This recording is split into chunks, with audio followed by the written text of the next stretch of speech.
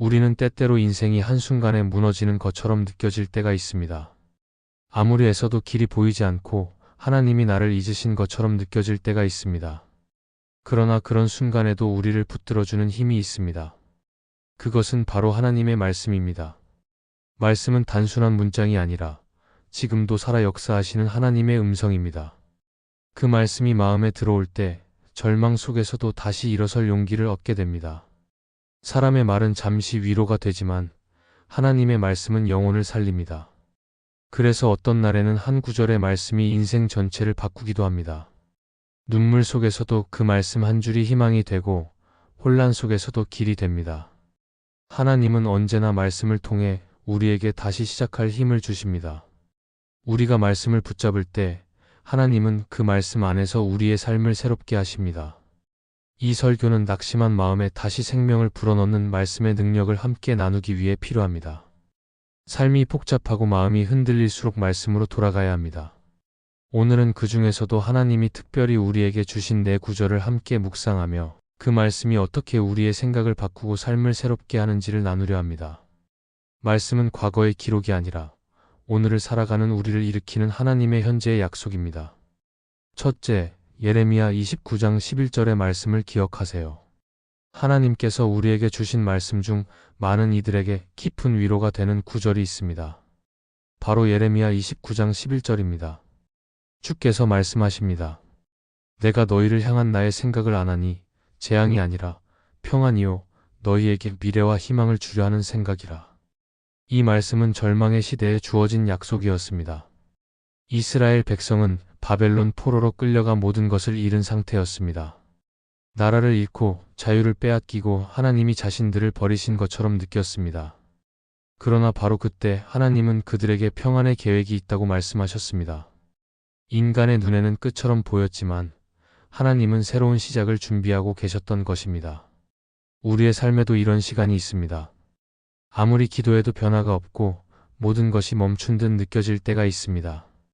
그러나 그 시간에도 하나님은 일하고 계십니다. 예레미야 29장 11절은 우리가 보지 못하는 하나님의 계획이 있음을 알려줍니다. 우리는 지금 상황만 보지만 하나님은 우리의 미래 전체를 보고 계십니다. 그래서 우리의 인생의 재앙처럼 보이는 일들도 결국은 평안을 이루는 과정이 됩니다. 하나님은 우리를 결코 해치려 하지 않으십니다. 그분의 모든 계획은 결국 우리를 살리고 세우고 회복시키려는 사랑의 계획입니다. 이 말씀은 하나님이 단지 위로의 말을 던지신 것이 아닙니다. 실제로 하나님은 70년의 포로 기간이 끝난 후 그 백성을 다시 회복시키셨습니다. 약속은 늦어 보였지만 반드시 이루어졌습니다. 마찬가지로 우리의 삶에서도 하나님의 계획은 결코 실패하지 않습니다. 우리가 느끼는 지연은 하나님의 침묵이 아니라 준비의 시간입니다.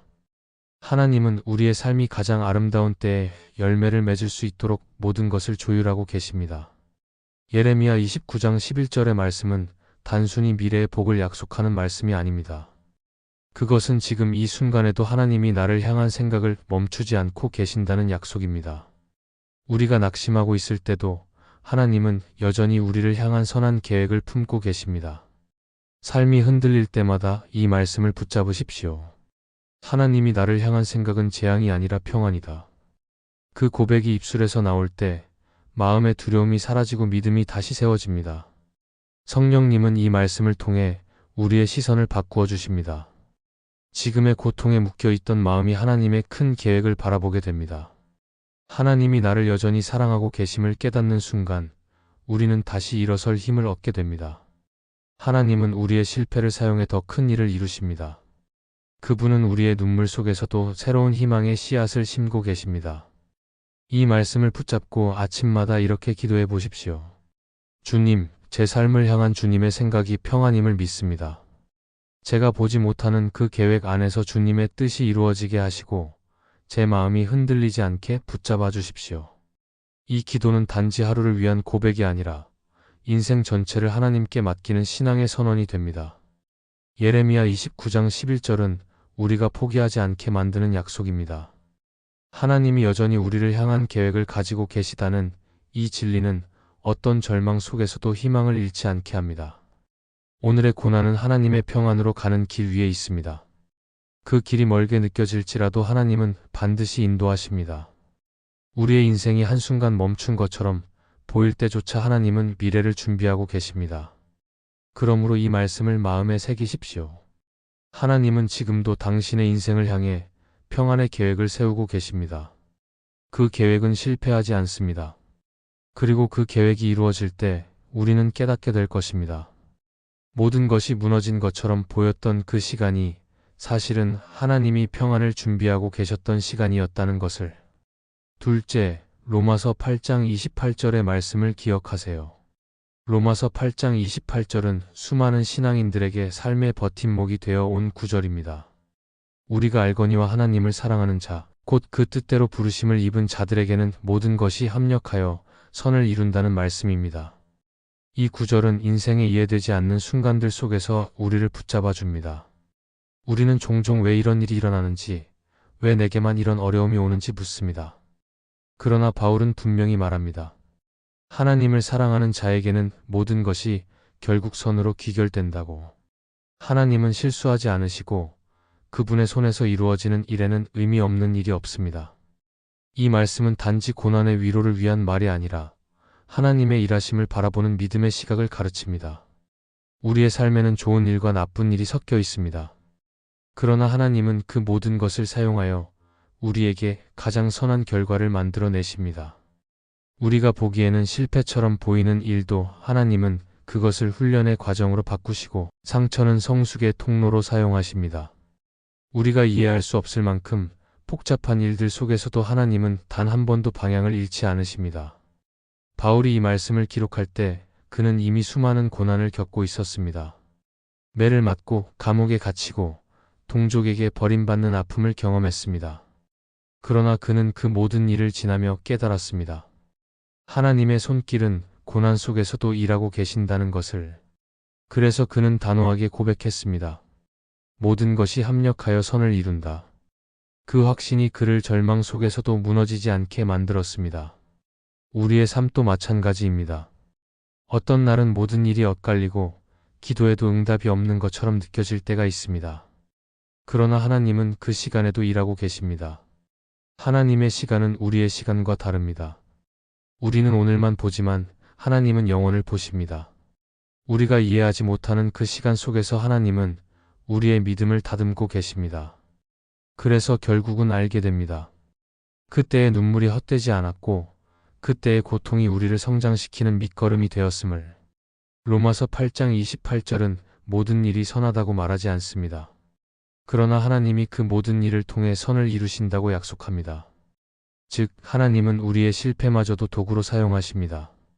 하나님은 우리의 실수를 교훈으로 바꾸시고 우리의 상처를 회복의 통로로 사용하십니다.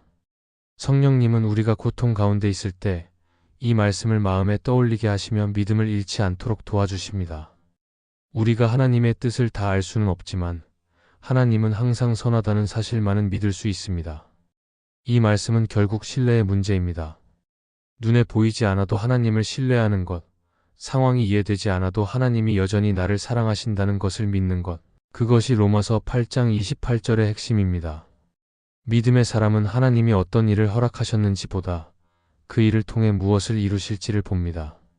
그리고 시간이 흐른 뒤 우리는 깨닫게 됩니다. 그때는 너무 힘들었지만 지금 돌이켜보니 그 모든 일이 합력하여 선이 되었음을. 하나님을 신뢰한다는 것은 결과를 맡긴다는 뜻입니다. 내가 원하는 방식이 아닐지라도 하나님이 하시는 일이 옳음을 인정하는 것입니다. 주님은 우리의 실망을 소망으로 바꾸시고 실패를 새로운 시작으로 이끄십니다. 그러므로 어떤 일이 닥쳐도 낙심하지 마십시오.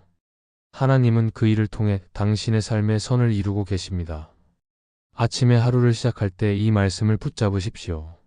주님, 오늘 일어나는 모든 일들이 주님의 뜻 안에서 합력하여 선이 되게 하소서. 그렇게 기도할 때 우리의 시선은 염려에서 믿음으로 옮겨집니다. 우리는 미래를 알 수 없지만 하나님은 이미 알고 계십니다. 그분의 계획 속에서는 아무 일도 헛되지 않습니다. 오늘이 이해되지 않아도 하나님은 그 하루를 통해 내일의 선을 준비하고 계십니다. 이 말씀을 붙잡고 살아가는 사람은 삶이 흔들려도 무너지지 않습니다. 고난이 닥쳐도 하나님이 여전히 일하고 계심을 믿기 때문입니다. 결국 그 믿음이 모든 절망의 시간을 의미 있는 시간으로 바꾸어 줍니다. 하나님은 모든 것을 합력하여 선을 이루시는 분입니다. 그러므로 어떤 순간에도 포기하지 말고 이 말씀을 마음에 새기십시오. 하나님은 지금도 당신의 삶 속에서 선을 만들어 가고 계십니다. 셋째, 고린도후서 12장 9절의 말씀을 기억하세요. 우리는 누구나 약함을 싫어합니다. 강하고 완벽해 보이기를 원하고 부족한 모습을 드러내지 않으려 합니다. 그러나 하나님은 오히려 우리의 약함을 통해 일하십니다. 고린도후서 12장 9절에서 바울은 이렇게 고백했습니다. 내 은혜가 내게 족하도다. 이는 내 능력이 약한 데서 온전하여짐이라. 이 말씀은 하나님이 바울에게 직접 주신 응답이었습니다.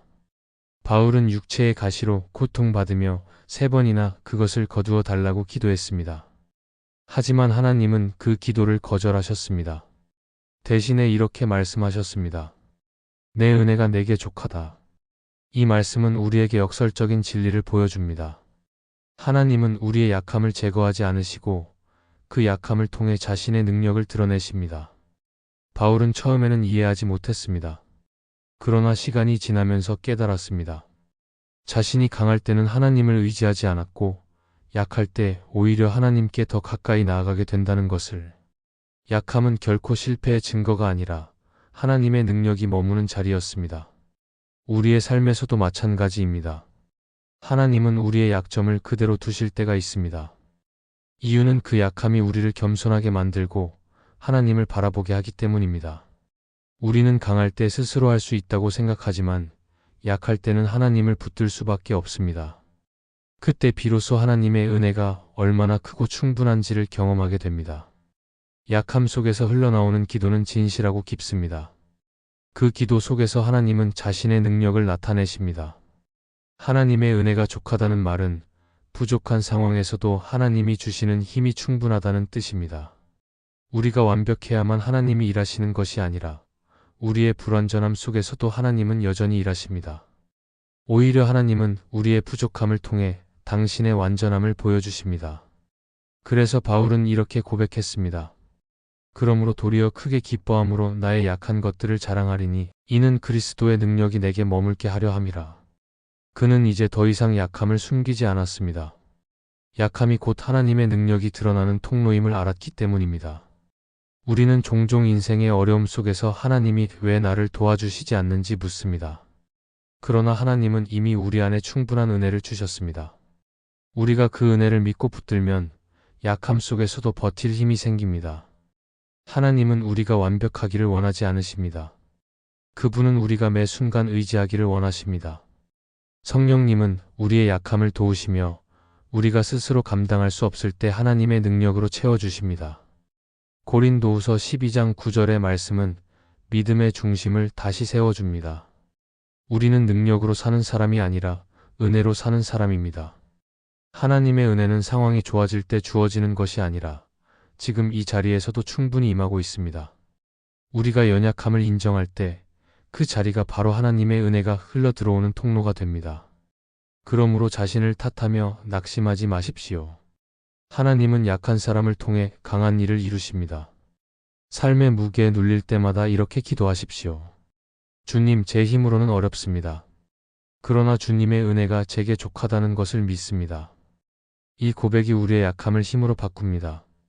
하나님은 그 기도를 들으시고 우리가 감당할 수 있는 힘 이상으로 우리를 붙드십니다.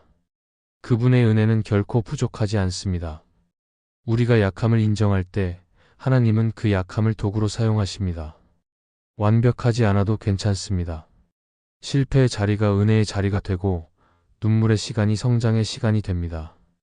하나님은 약한 자를 통해 강한 일을 이루시며 부족한 인생을 통해 자신의 완전하신 뜻을 드러내십니다. 그러므로 약함을 부끄러워하지 마십시오. 약함은 하나님의 능력이 머무는 자리입니다. 오늘도 그분의 은혜가 충분하다는 사실을 믿고 담대하게 하루를 걸어가십시오. 하나님은 약한 당신의 삶 속에서 가장 강하게 일하고 계십니다. 넷째, 이사야 43장 19절의 말씀을 기억하세요. 하나님께서 이사야를 통해 주신 말씀 가운데 가장 강력한 약속 중 하나는 이것입니다. 보라, 내가 새 일을 행하리니 이제 나타낼 것이라. 너희가 그것을 알지 못하겠느냐? 내가 광야의 길을 내며 사막의 강을 내리라. 이 말씀은 절망과 포기의 시대 속에서 주어진 하나님의 약속이었습니다. 이스라엘 백성은 바벨론 포로로 끌려가 모든 소망을 잃고 있었습니다. 그들은 자신들의 인생이 끝났다고 생각했습니다. 그러나 하나님은 그들에게 새로운 일을 행하시겠다고 말씀하셨습니다. 이미 끝난 것처럼 보이는 인생 속에서도 하나님은 여전히 일하고 계셨던 것입니다. 이 말씀은 우리 삶의 현실에도 깊이 닿아 있습니다. 때로는 모든 것이 멈춘 것처럼 보이고 더 이상 회복이 불가능하다고 느껴질 때가 있습니다. 그러나 하나님은 그때에도 여전히 새 일을 준비하고 계십니다. 우리가 알지 못하는 사이에 보이지 않는 곳에서 새로운 길이 열리고 있습니다. 하나님의 일하심은 우리의 예상을 뛰어넘습니다. 우리가 보기엔 막힌 길 같지만 하나님은 그 막힘 속에서 새로운 길을 내십니다. 우리가 보기엔 메마른 사막 같지만 하나님은 그곳에서 생명의 강을 흘려보내십니다. 새 일을 행하신다는 말씀은 단지 상황의 변화를 의미하지 않습니다. 그것은 하나님이 우리의 마음을 새롭게 하신다는 뜻입니다. 인생이 바뀌기 전에 마음이 먼저 바뀌어야 합니다. 절망이 가득한 마음에는 하나님의 새 역사가 머물 수 없습니다. 그러나 하나님께 마음을 열고 그분의 약속을 믿는 사람은 이미 변화의 첫걸음을 내디딘 것입니다. 성령님은 절망 속에서도 새로운 희망을 심어주시고 불가능해 보이는 길 속에서도 하나님의 가능성을 보게 하십니다. 팀 켈러는 그의 책 하나님을 말하다에서 이렇게 말했습니다. 하나님은 우리가 끝났다고 느낄 때 새로운 시작을 준비하고 계신다. 이 말은 이사야 43장 19절의 말씀을 잘 설명해 줍니다. 우리는 종종 실패와 좌절의 끝에서 하나님을 원망하지만 하나님은 그 자리에서 새 일을 시작하십니다. 우리의 끝은 하나님의 시작이 될 수 있습니다. 하나님은 무너진 자리를 회복의 자리로 바꾸시고 닫힌 문을 새 길의 통로로 만드십니다. 그러므로 인생의 끝에서 절망하지 말고 하나님이 새롭게 하실 일을 기대해야 합니다. 하나님은 새 일을 행하실 때 언제나 우리의 시선부터 바꾸십니다. 우리는 여전히 과거에 머물러 있을 때가 많습니다. 실패한 기억, 상처받은 마음, 잃어버린 기회에 묶여 있습니다. 그러나 하나님은 오늘의 우리에게 말씀하십니다. 이전 일을 기억하지 말며 옛날 일을 생각하지 말라. 새로운 일을 보려면 과거에 머물러서는 안 됩니다. 과거는 배우되 거기에 머물러서는 안 됩니다. 하나님은 어제의 실패를 통해 오늘의 믿음을 세우고 오늘의 믿음을 통해 내일의 기적을 이루십니다. 이사야 43장 19절의 약속은 지금도 여전히 유효합니다. 하나님은 과거의 하나님이 아니라 지금도 새 일을 행하시는 하나님이십니다. 우리가 낙심하고 있을 때에도 하나님은 보이지 않는 곳에서 길을 내고 계십니다.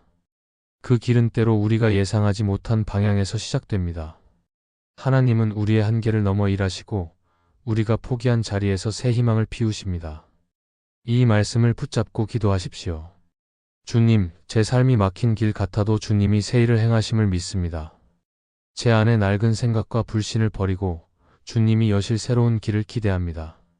이렇게 기도할 때 성령님은 마음을 새롭게 하시고 하나님이 준비하신 길로 우리를 인도하십니다. 하나님이 새 일을 행하신다는 약속은 단지 미래의 일이 아닙니다. 지금 이 순간에도 시작되고 있는 현재의 역사입니다. 우리가 믿음으로 반응할 때 하나님은 그 믿음 위에 새 일을 세우십니다. 인생의 광야 속에서도 길을 내시고 메마른 사막 속에서도 강을 내시는 분, 그분이 바로 하나님이십니다. 그러므로 오늘의 현실이 아무리 막혀 보여도 낙심하지 마십시오. 하나님은 지금도 당신의 삶 속에서 새로운 일을 시작하고 계십니다. 그 길은 당신이 만든 길이 아니라 하나님이 직접 여신 길입니다. 하나님은 반드시 그 길 끝에서 당신에게 말씀하실 것입니다. 보라, 내가 새 일을 행하였노라. 이 말씀이 마음의 은혜가 되셨다면 좋아요와 구독으로 함께 해주세요. 그리고 댓글에 아멘이라고 남겨주시면 하나님의 은혜가 더 많은 사람들에게 전해질 것입니다.